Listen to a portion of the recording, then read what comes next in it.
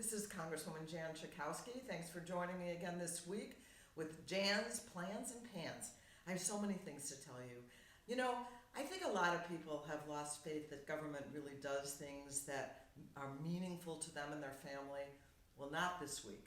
I am so proud that in my Consumer Protection Subcommittee, we passed out 6 bills that really will make life safer and actually save lives. Among the bills that passed are 2 bills that will make it safer for babies to sleep in their cribs. It eliminates the soft padded crib bumpers and also eliminates the slanted things that go into the crib. They can't be there anymore because babies have died. We passed a bill that I sponsored called the Sturdy Act, which was brought to me by moms whose children have been killed because dressers have fallen on them and killed them. This is not an unusual occurrence, unfortunately. Once every 10 days, a child dies from a tipped over crib. And so this would address that.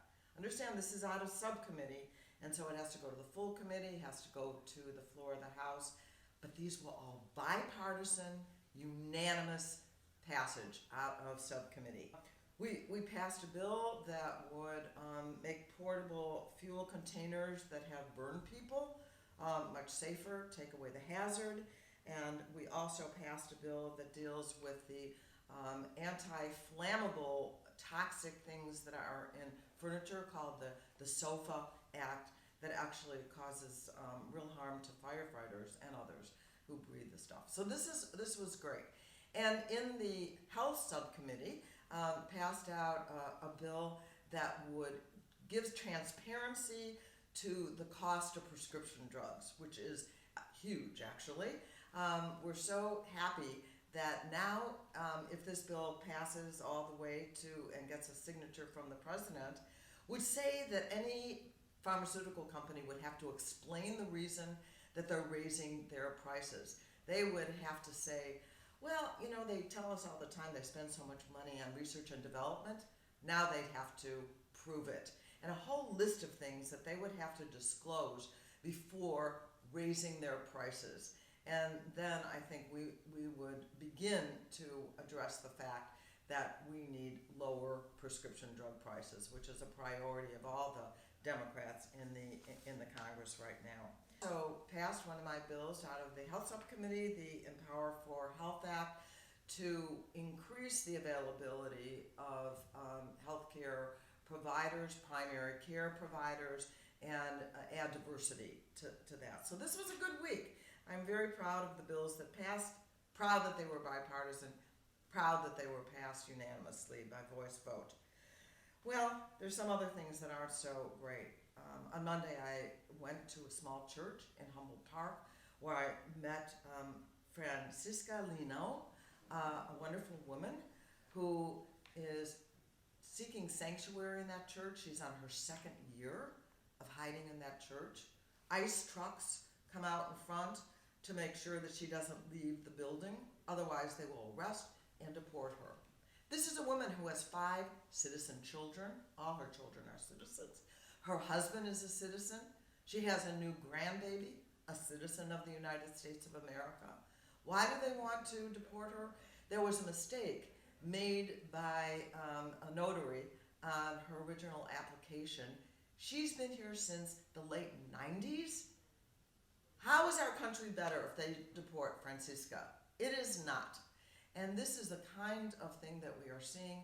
We're so afraid that now the Trump administration, this is a big pan, is going to begin mass deportation orders, knocking on doors. And I want to remind people, don't answer the door.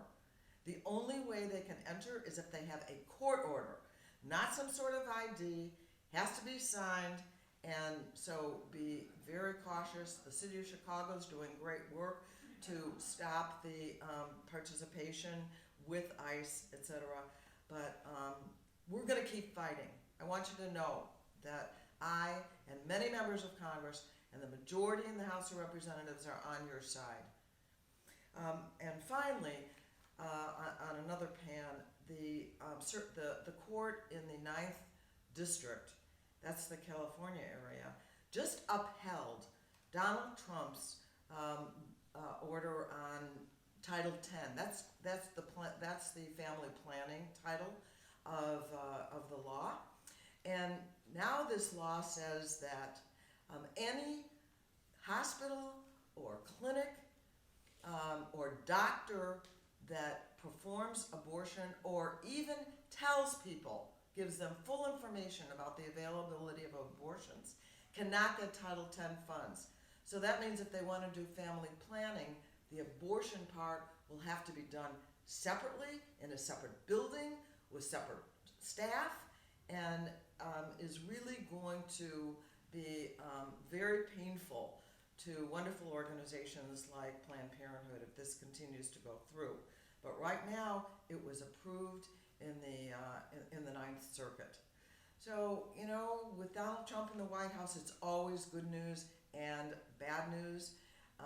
We have plans that are being fulfilled and pans that continue every day. So while I was talking with you before, we got some breaking news that the Secretary of Labor, Acosta, has resigned.